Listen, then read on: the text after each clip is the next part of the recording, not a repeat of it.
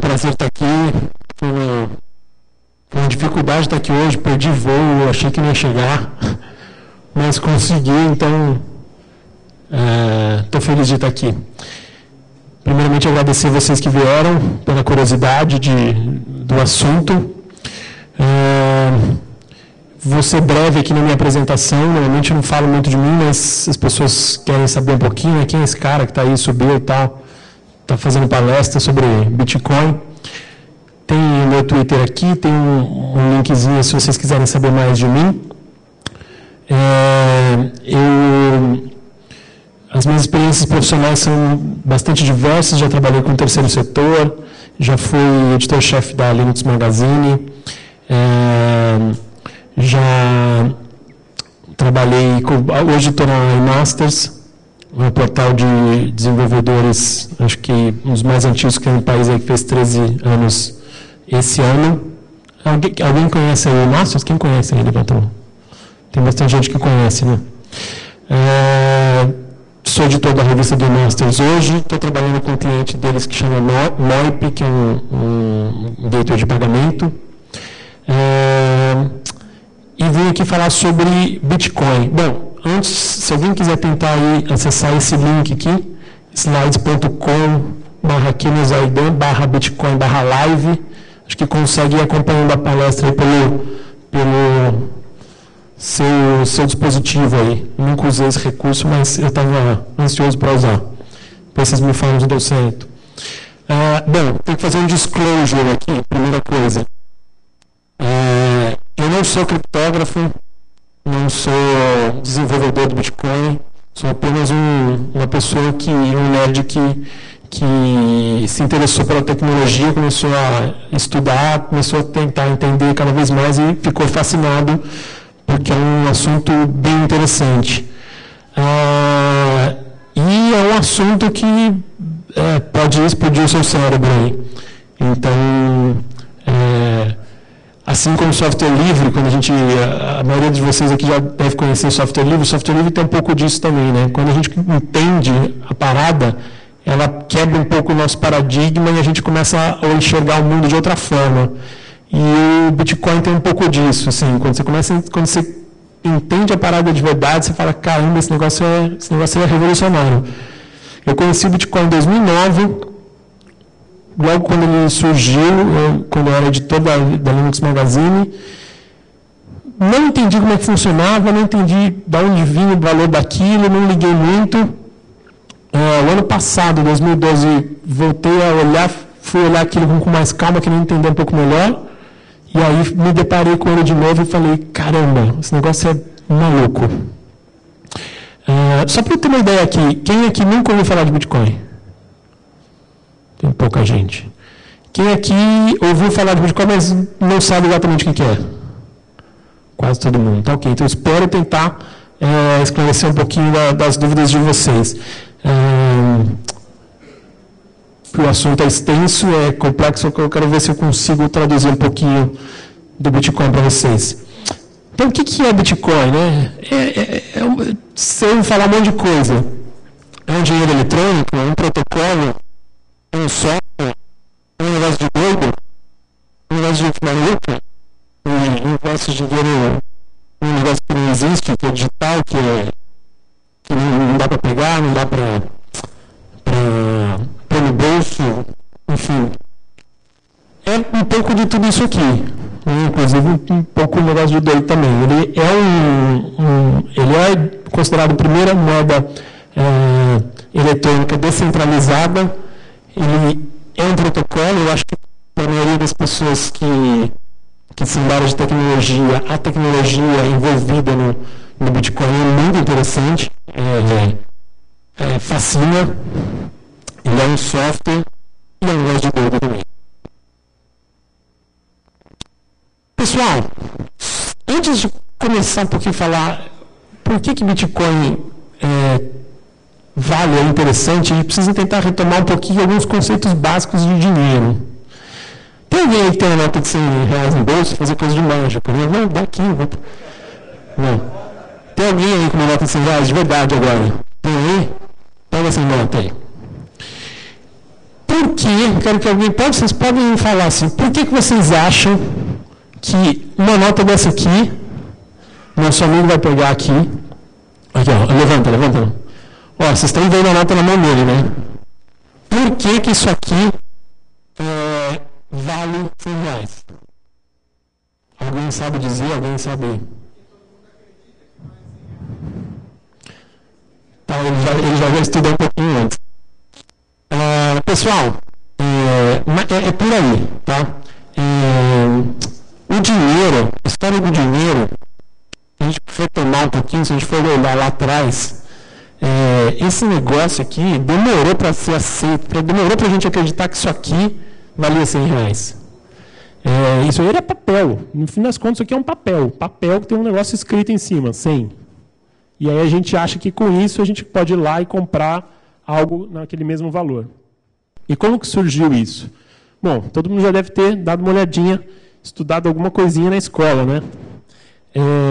Então, no começo, não havia dinheiro. No começo, lá atrás da nossa civilização, né, vamos pensar aí na antiguidade, vamos pensar aí antes da Idade Média, onde a gente já tinha as primeiras moedas circulando e tal. Não tinha dinheiro para as pessoas trocar. E também, pessoal, não tinha esse monte de profissão que a gente tem hoje, né?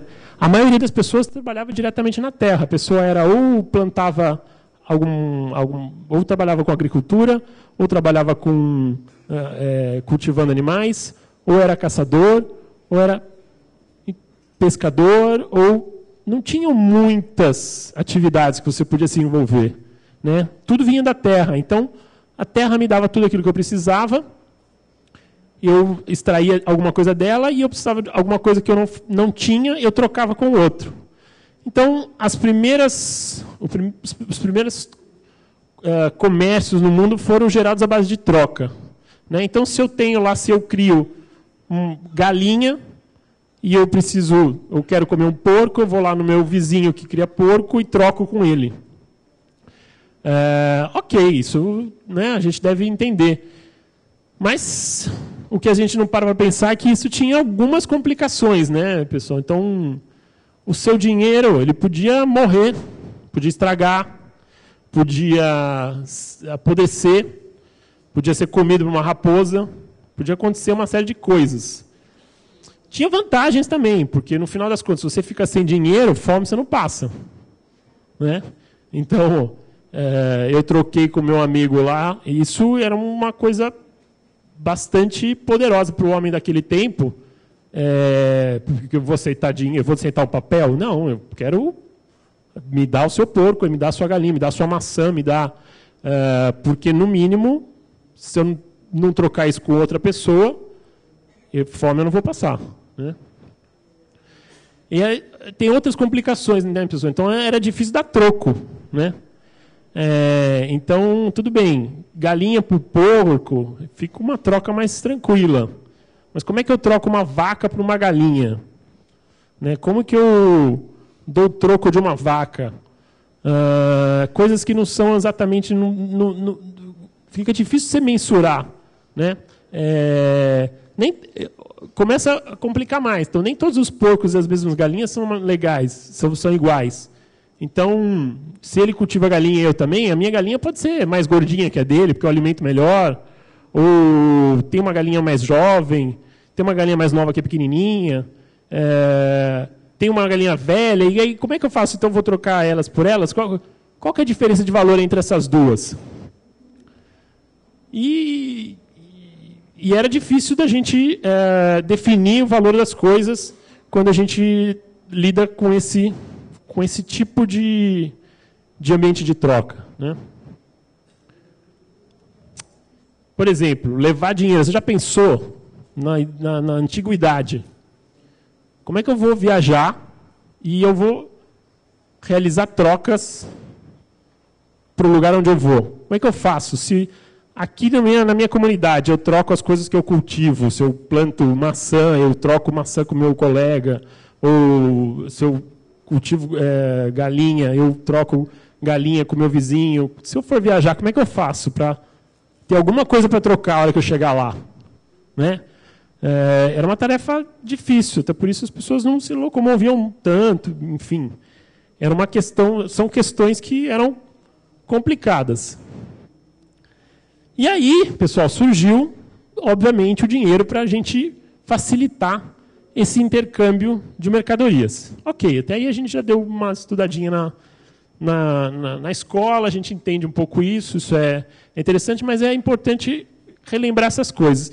E por que dinheiro facilita? O dinheiro facilitou isso, né? O que faz o dinheiro? Quais são as características que tornam dinheiro dinheiro? Por que aquela nota de R$100 ele mostrou aqui faz dela algo que a gente hoje, por consenso, acredita que aquilo vale alguma coisa? Bom, a primeira característica do dinheiro é que ele é um meio de troca, né? Dinheiro não serve para nada, a não ser para eu trocar por outra coisa, né? Então, eu não faço nada com aquilo, né? Então, é o caso contrário que eu falei lá atrás. Então, numa situação de crise, onde o dinheiro perde o seu valor, por exemplo, é o contrário da galinha, lá onde, se eu ficar sem dinheiro, pelo menos eu tenho a galinha para comer, né? No caso do dinheiro, é o contrário, né? A gente tem aqueles casos históricos de inflação alta. A gente vê aqui no Brasil, a gente passou por isso, a gente lembra, vocês devem se lembrar de ter assistido algum programa de alguém que guardou o dinheiro cruzado novo debaixo do colchão, aí não trocou, aí hoje tem lá uma montanha de dinheiro que não vale mais nada. Então, dinheiro só vale para ser trocado, né? Ele não vale você não faz mais nada com o dinheiro a não ser usar ele para trocar por alguma coisa. Ele é um meio de acúmulo, né, pessoal? Isso também é uma coisa importante. Com o dinheiro, eu posso acumular alguma coisa, eu posso acumular hoje para comprar algo que eu vou precisar amanhã, por exemplo, né? O que era difícil de fazer sem ter dinheiro, né? Como que tudo bem, eu posso definir um cara muito rico porque ele tem um monte de galinha, mas daí ele tem uma praga lá que pega na criação dele e ele perde tudo aquilo. E como é que ele faz se ele quiser garantir que ele está guardando para comprar alguma coisa que custa mais caro depois? E como é que ele garante o valor daquilo, né? Então, com dinheiro, a gente consegue fazer isso, a gente consegue acumular. E ele é uma unidade também, uma unidade contábil. Eu posso usar ele para contar. Então, é R$1, $1, enfim, seja lá a moeda que for, né? E é por isso que aquilo que a sociedade normalmente utilizou como dinheiro, como dólar, enfim, moeda e ouro, tem essas características, né?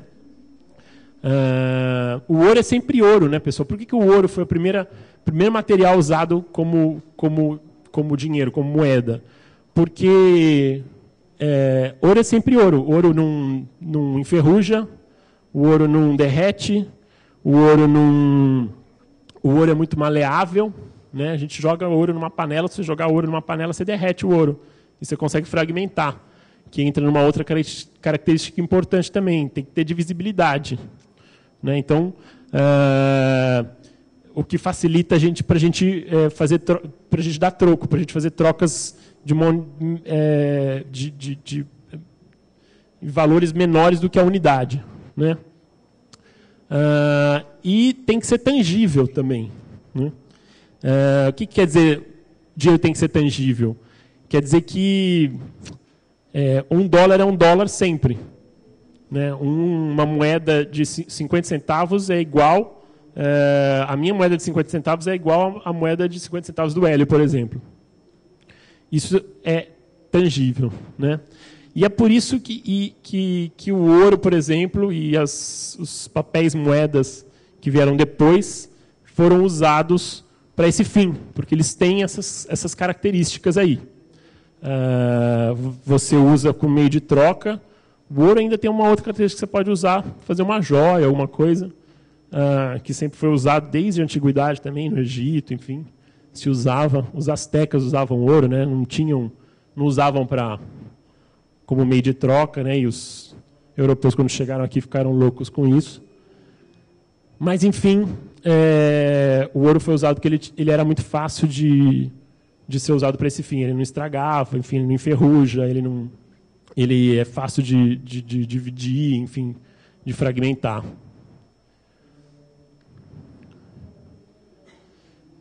Bom, e as pessoas, no final das contas, levaram muito tempo para acreditar na nossa sociedade, se a gente pensar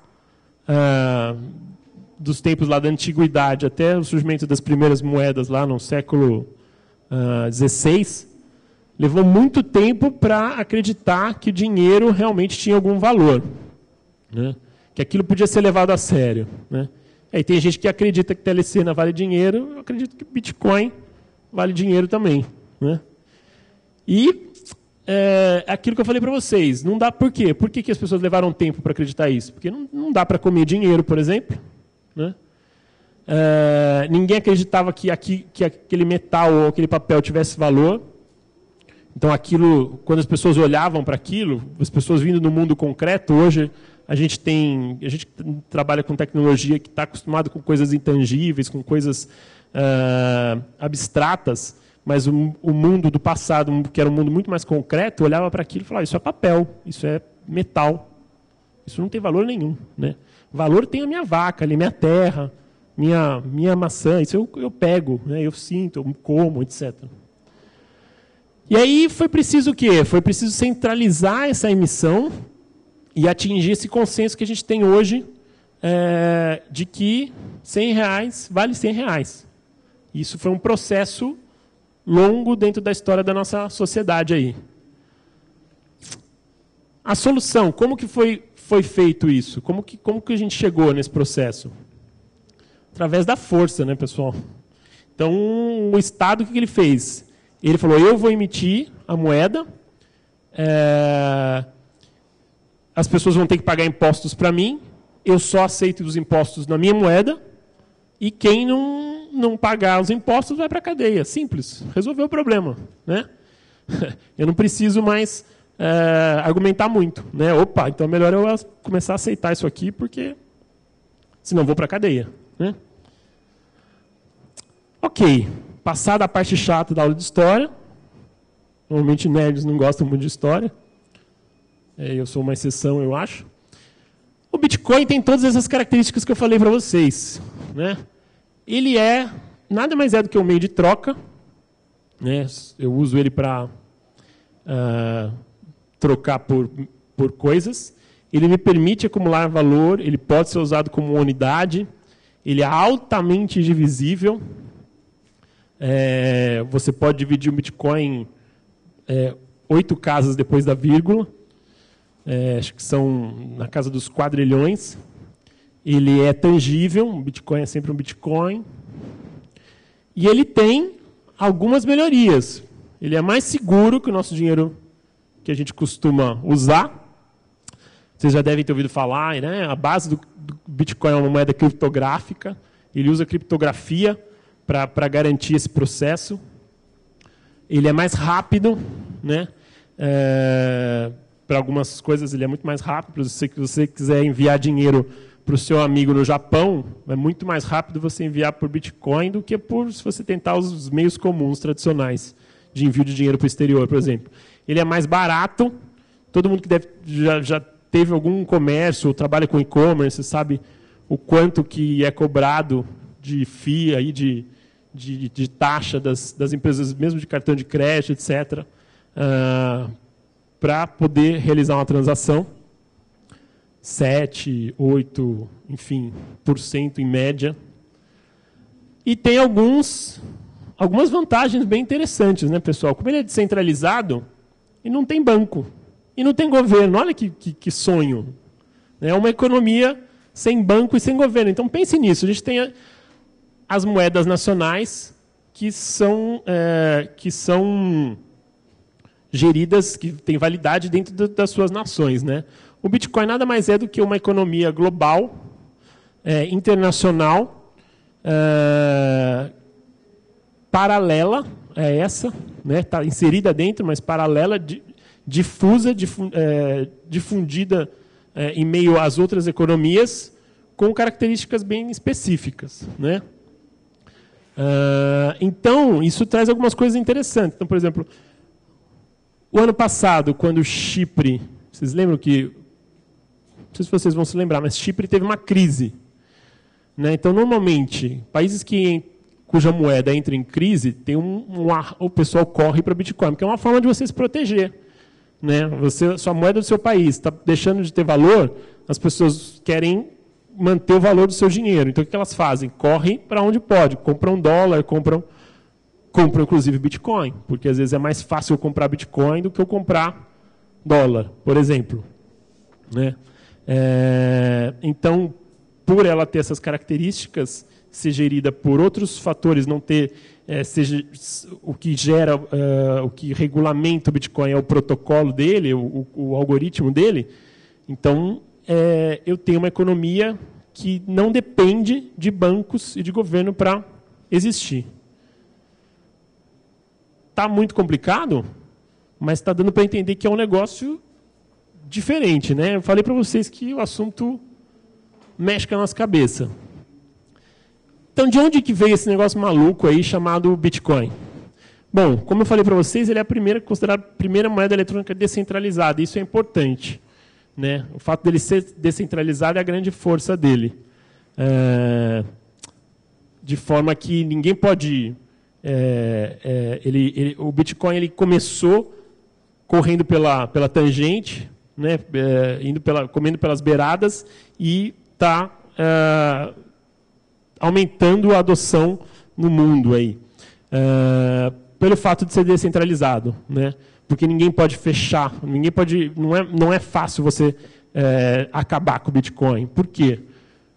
Ele é uma rede peer-to-peer, né? Então, assim como a gente não consegue acabar com o torrent hoje, dificilmente a gente vai conseguir acabar com o Bitcoin.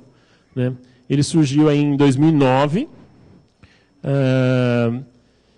Ele foi criado por um tal de Satoshi Nakamoto. Vocês já devem ter ouvido falar nesse nome. Vocês devem ter lido aí que é um cara que não existe. Enfim, ele existe. A gente só não sabe se ele é ele. Só isso, porque ele lançou um white paper, ele escreveu um texto e jogou numa rede, numa lista antiga que tinha de criptógrafos, chamava Cypherpunks. Era uma lista de e-mail internacional e tinha discussões sobre criptografia.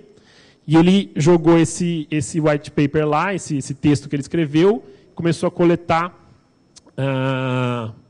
opinião das pessoas, escreveu os primeiros softwares e disponibilizou como software livre, e a coisa começou a funcionar assim. Né? Então, ele existiu, só que ele nunca veio a público e falou, eu sou o Satoshi Nakamoto, eu que fiz o Bitcoin. Sempre foi algo, ele fez tudo isso online. Então, o Satoshi Nakamoto, ele existiu, a gente só não sabe dizer se ele é ele mesmo, se ele é um grupo, se é um pseudônimo, se não é.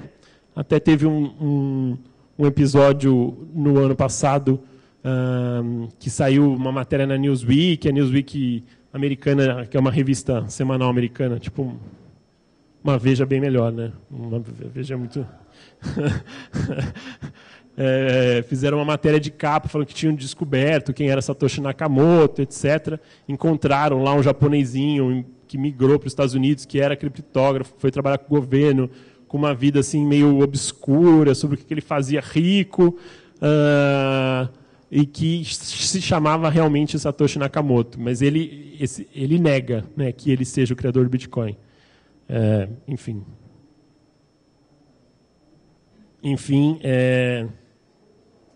também isso é indiferente. Né? O que ele criou está aí, e o mais importante é isso. E ele liberou ele escreveu os primeiros softwares, né, fez as especificações na prática, né, liberou, e outras pessoas começaram a se juntar, começaram a contribuir, como acontece com qualquer software livre. Né. Esse aqui é o japonesinho que a Newsweek falou que é o Satoshi Nakamoto. Se é ou não, a gente não sabe. Essa aqui era a capa deles, da revista Bitcoins fez e deu um burburiço lá. Bom, entrando um pouco mais no Bitcoin em si e na parte técnica. Ela é uma moeda baseada em criptografia, em chaves assimétricas. Então, imagino que vocês devam ter algum conhecimento de chaves assimétricas. Todo mundo que já usou um PGP aqui para assinar um e-mail sabe como é que funciona, né? Então, eu crio um par de chaves, né?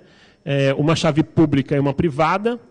Então, a pública é como o próprio nome diz, eu distribuo para todo mundo, distribuo para o público, deixo ela pública.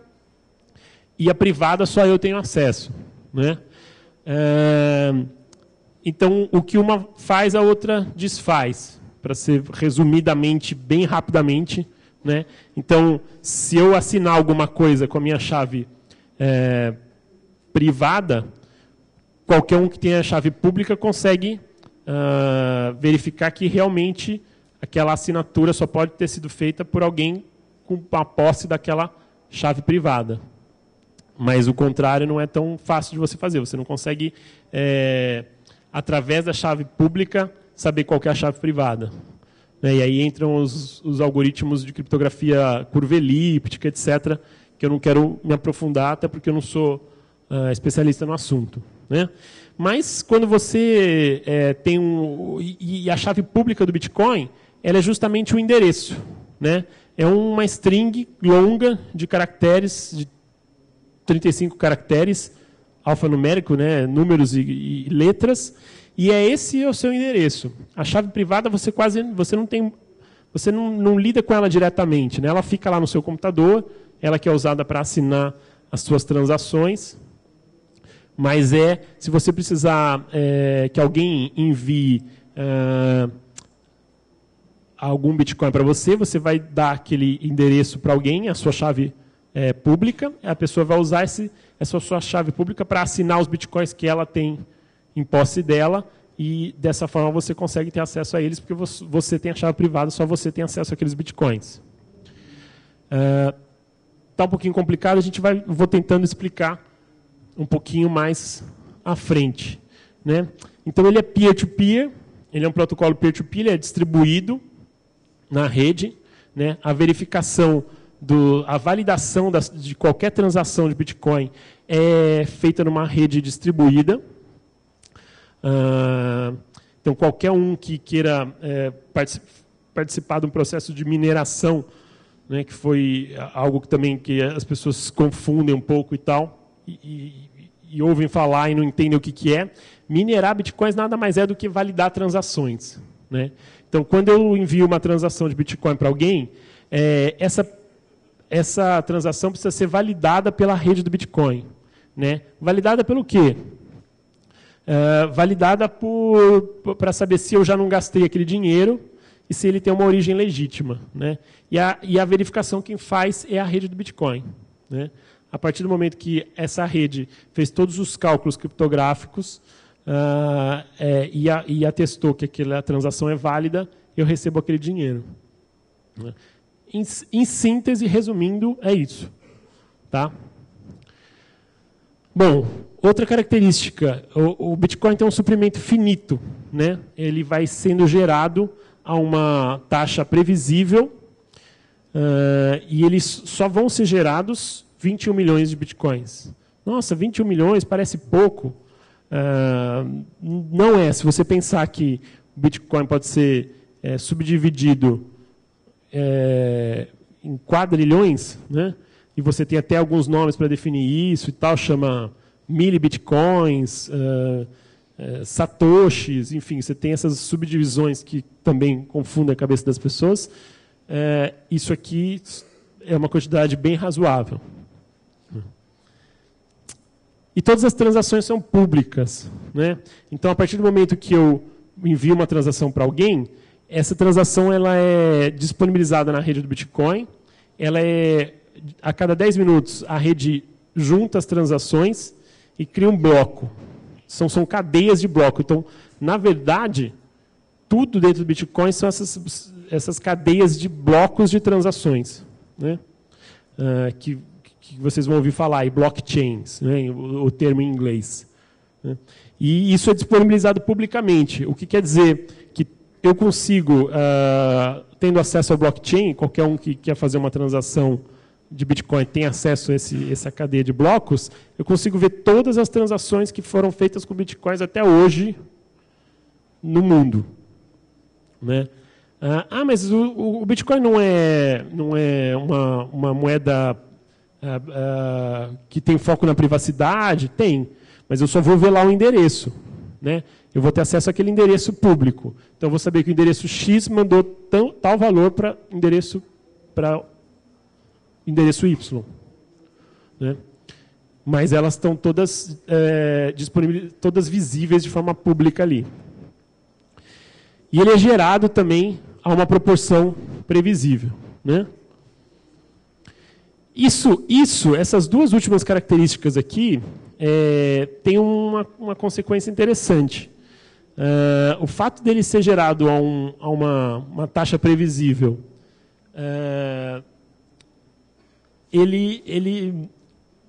isso faz com que, é uma das características que faz com que ele tenha uma tendência desinflacionária. Ou seja, que ele tem uma tendência ao longo do tempo de aumentar o seu valor. Porque, eu vou mostrar aqui a curva para vocês, essa é a curva de geração do Bitcoin. Isso está no código-fonte do Bitcoin. Essa é a velocidade com a qual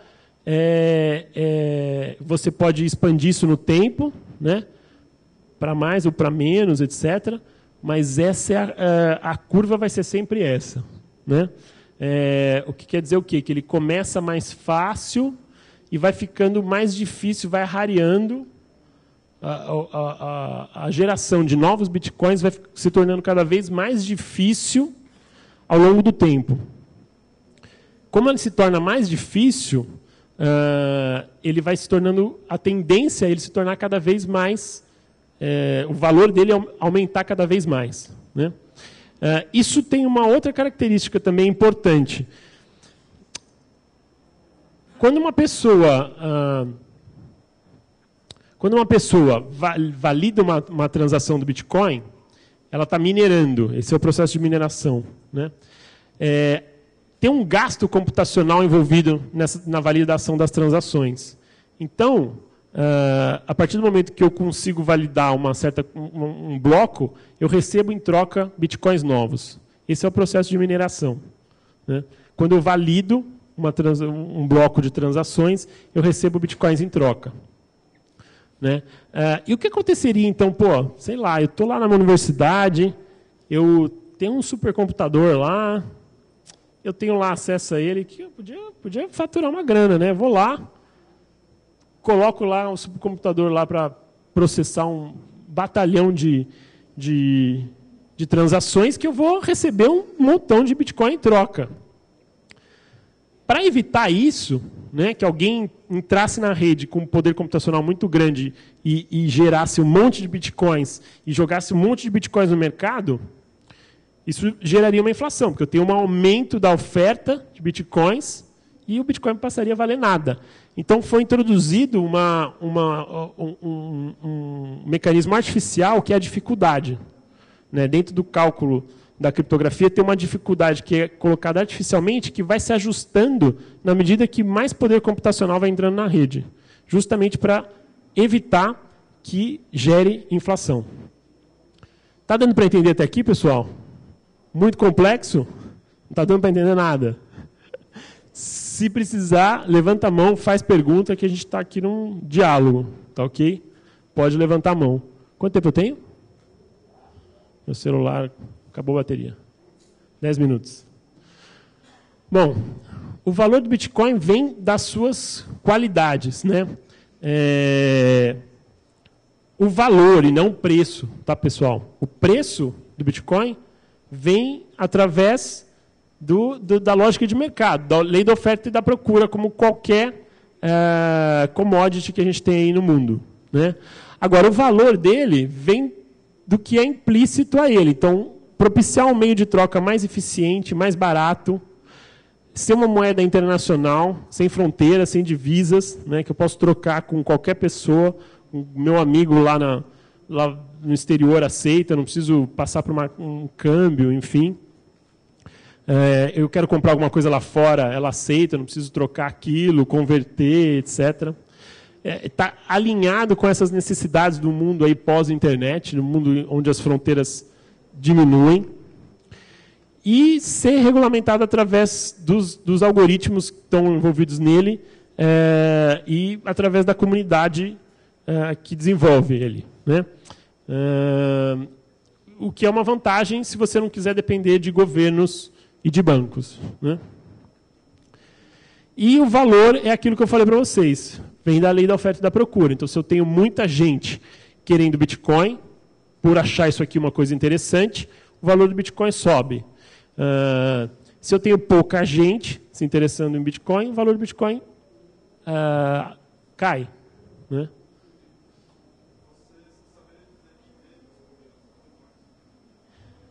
Então, os primeiros foram feitos pelas primeiras pessoas que começaram a validar transações, né? O Satoshi Nakamoto foi um que, como ele criou, e ele foi um dos primeiros que se conectou à rede, ele gerou boa parte dos bitcoins do início, né? E parece que a fortuna que ele tem hoje, isso a gente consegue ver, porque a gente consegue ter acesso as pessoas sabiam qual era o endereço dele, a gente tem acesso à cadeia lá de blocos, a gente sabe estimar quantos... Na verdade, essa cadeia de blocos que tem uma base de dados com todas as transações do Bitcoin, né? E é uma base de dados distribuída. Vou tentar falar um pouquinho disso mais para frente. E você só tem ali assinaturas de transações com chaves criptográficas públicas de um lado para o outro. É isso. Basicamente é isso. Tá? Avançando um pouquinho. Bom, na prática, como eu consigo bitcoins? Primeira forma é aceitando bitcoins em serviços e mercadorias, né? Então, eu começo a receber, aceito, sou um autônomo, ou vendo alguma coisa, eu começo a aceitar isso. Então, começo a receber bitcoins e começo a ter acesso a eles. Comprando em uma casa de câmbio, né? A gente tem alguns, aqui no Brasil tem uns dois, Bitcoin to You e o Mercado Bitcoin são os dois mais conhecidos. Eu vou lá e eu troco os meus reais por bitcoins. É uma forma também. E minerando, que é a forma que eu falei, começar a validar transações de bitcoins, colocar algum hardware seu lá para fazer isso. Está cada vez mais difícil minerar, porque a dificuldade aumentou muito nos últimos anos. E foi surgindo hardwares especializados, com chips especializados só para fazer o cálculo da criptografia do Bitcoin. Então, hoje em dia, com um computador, com uma CPU normal, você não consegue fazer muita coisa. Você não consegue praticamente nada. Você precisa comprar alguma coisa específica, um hardware específico para fazer isso. E eu preciso de uma carteira, que é a carteira, que é o software que vai realizar as transações. Não é um aplicativo que pode ser desktop, pode ser web, pode ser móvel, pode estar disponibilizado no meu celular, mas que precisa ter uma interface minimamente gráfica, para que eu possa fazer transações de um lado para o outro, né? Quando eu quero mandar para alguém esses bitcoins, eu coloco o endereço para onde eu quero mandar e envio os bitcoins que estão na minha posse, né? Então, a gente tem o Bitcoin QT, que foi a carteira original que o Satoshi criou e que está sendo mantida até hoje, que está aqui. Tem uma carteira multibit que é em Java. A gente tem o Armory, essas são as mais comuns aí, né? Que é ter uns recursos mais avançados, enfim, você consegue...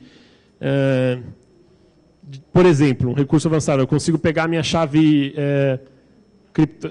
privada e fazer o backup dela em papel, dividir em 3 papéis diferentes, imprimir isso, guardar um em cada lugar, de forma que se eu tiver algum problema no meu computador, enfim, eu consigo recuperar essa carteira, importar essa carteira de novo para uma carteira nova.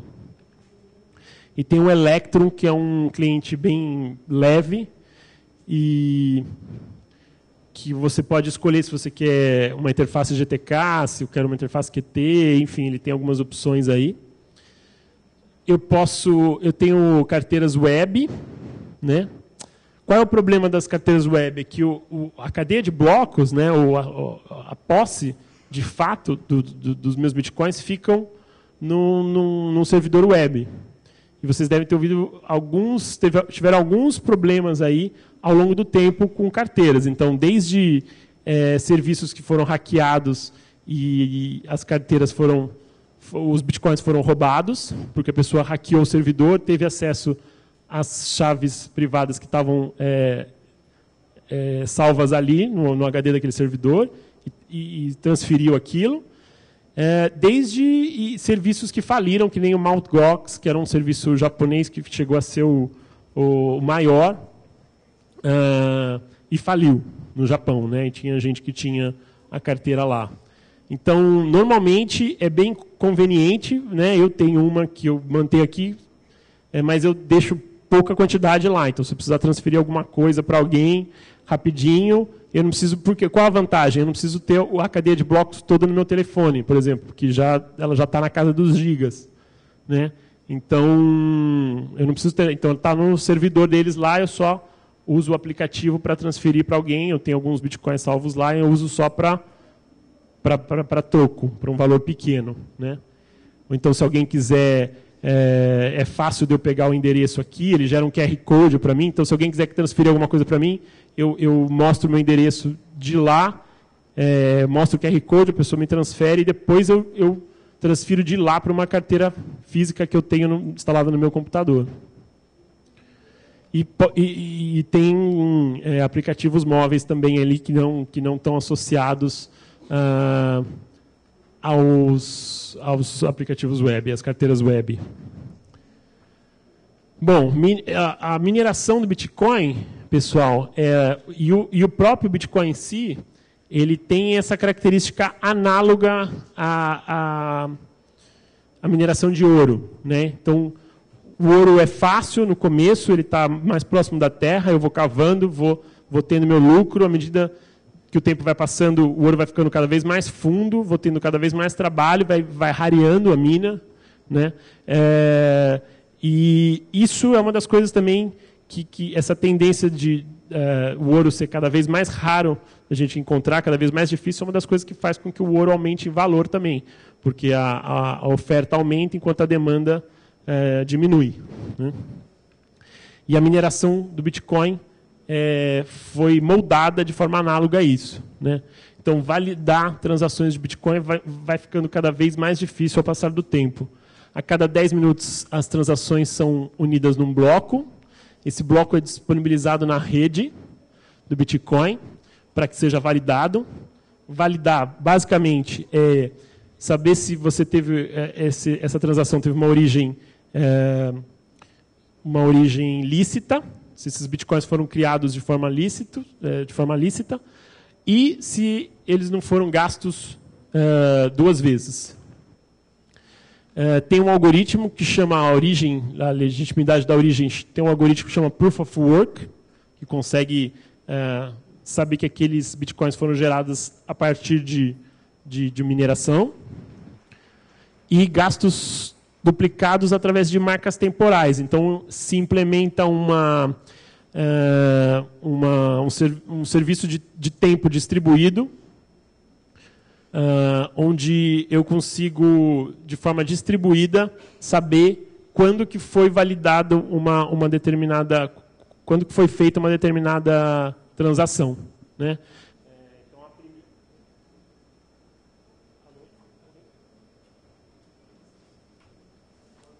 Acabou a bateria.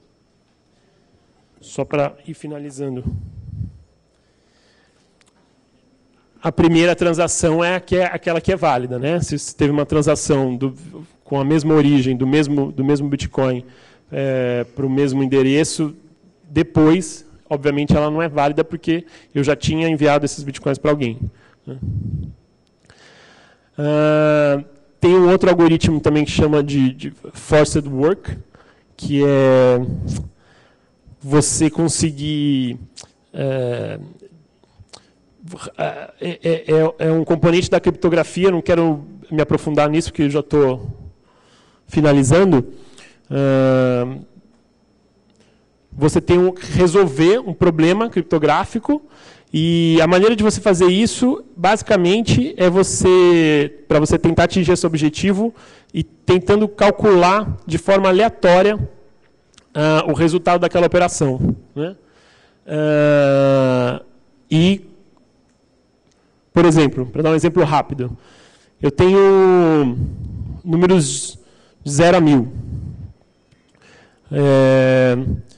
Digamos que eu tenho que pegar esse valor, um valor de 0 a 1000, aleatório, e somar ele com 0, por exemplo. Então, 50% das vezes eu vou ter um valor maior do que 500, 50% das vezes eu vou ter um valor menor do que 500. Se eu determino que eu quero que o valor seja 1, eu vou ter 1 em 1000 possibilidades de que aquilo, se eu for fazendo esse cálculo de forma aleatória, que ele seja 1. Então, basicamente, esse é um dos algoritmos de criptografia que estão envolvidos no Bitcoin. Tá? E se aprofundar muito nisso aqui, não teria tempo agora, mas só para vocês ouvirem falar disso, se quiserem, podem se aprofundar nele depois. Sincronização de tempo, que são as marcas temporais, que de forma distribuída eu consigo saber quando que uma transação foi feita ou não, se ela foi feita 2 vezes ou não. Isso é uma coisa complexa numa rede distribuída, porque eu posso enviar uma transação para uma parte da rede num tempo e posso enviar a outra parte, uma transação falsa, duplicada, para outra parte da rede, e essa parte da rede não vai saber de imediato que aquela transação já foi feita. Né? Então, eu faço isso através de sincronização de tempo, que também é um assunto um tanto quanto complexo. E, para finalizar, tem alguns problemas. Né? Vocês vão ouvir aí, talvez, a falha dos 51%. Então, é uma falha que está implícita no protocolo. Se alguém tiver 51% do poder de mineração da rede, ele pode começar a decidir a validade das transações de forma aleatória. Né? Isso é algo difícil de ser conseguido, ainda mais hoje. Mas também, por um lado, com a concentração, com a dificuldade aumentando, né, as pessoas começaram, foi ficando cada vez mais difícil fazer isso individualmente. Então foram feitos pools, que a gente chama. Então nada mais é do que um grupo que se junta, faz uma computação distribuída, né, um processamento distribuído dessas transações. Então eu tenho um hardware enorme, ele tem um pequenininho, mas a gente se junta todos para validar as mesmas transações numa pool. E isso não foi algo pensado originalmente, mas foi acontecendo na medida que a dificuldade foi aumentando muito. E tem algumas pools bastante grandes, né, dentro do Bitcoin, né, da rede do Bitcoin. O limite dos 21 milhões, que pode ser um problema para a economia. E como é que eu vou limitar a minha economia a um determinado tamanho? Isso é algo que talvez vai ser uma questão quando a gente chegar lá. Felizmente, a previsão é que isso aconteça só em 2140. O tamanho crescente da cadeia de blocos também é algo que, em algum momento, a gente vai ter que se deparar. A gente tem uma corrida pelos hardwares, então, cada vez, para eu conseguir ter algum ganho substancial, eu preciso ter hardwares cada vez mais poderosos. Então, as pessoas começaram com CPU, depois começaram a processar com GPU, foram para FPGA, e agora a gente tem esses ASICs, que é Application Specific... não me lembro agora, me fugiu a sigla, mas são chips criados para uma atividade específica, que nada mais é do que validar a criptografia do Bitcoin. A gente tem algumas coisas bem interessantes acontecendo, que são Bitcoins físicos, vocês já devem ter visto moedinhas de Bitcoin. Inclusive o pessoal do Solis que me deu algumas moedinhas de brincadeira do Bitcoin. Não são essas, né? Essas físicas que vocês veem em fotos normalmente, nada mais é do que uma moeda com um selo holográfico atrás. Quando eu tiro esse selo, ele tem a chave privada anotada ali. E eu posso pegar isso e importar para uma carteira depois. Na verdade, ali tem a chave privada de uma carteira que só existe ali.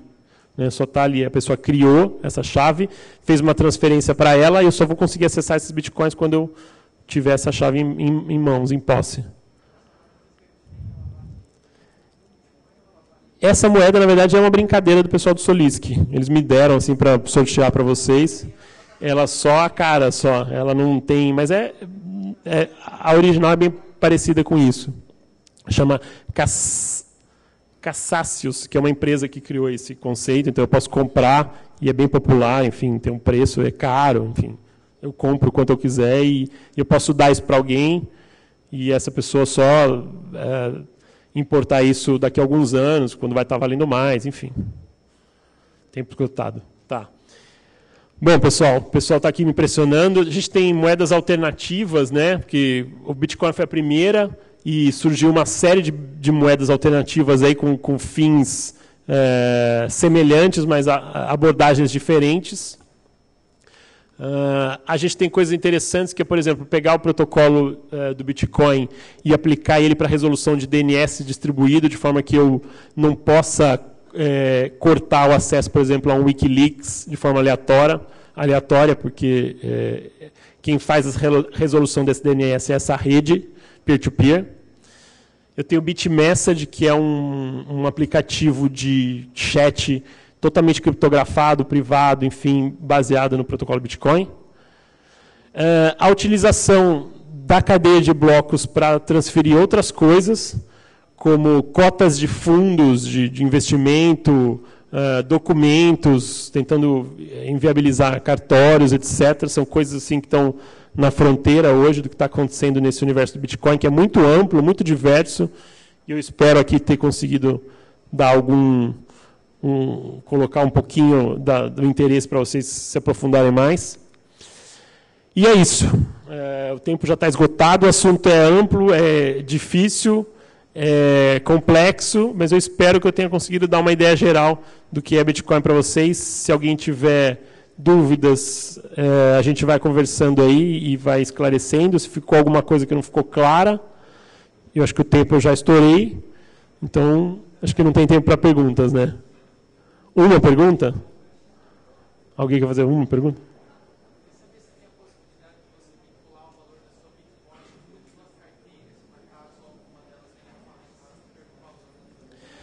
Tem, assim, se alguém, por exemplo, se a pessoa tiver posse da chave privada, várias pessoas podem ter posse dessa chave privada, várias pessoas vão poder ter acesso a esses bitcoins, né? Então, se eu fizer, por exemplo, exportar essa chave num arquivo e dar na mão de outra pessoa, se eu perder, eu posso pedir para ele e eu posso importar isso em outra carteira. Então, qualquer pessoa de posse da chave privada consegue acessar aqueles bitcoins que estão naquele endereço. Então, é possível. Obrigado, pessoal.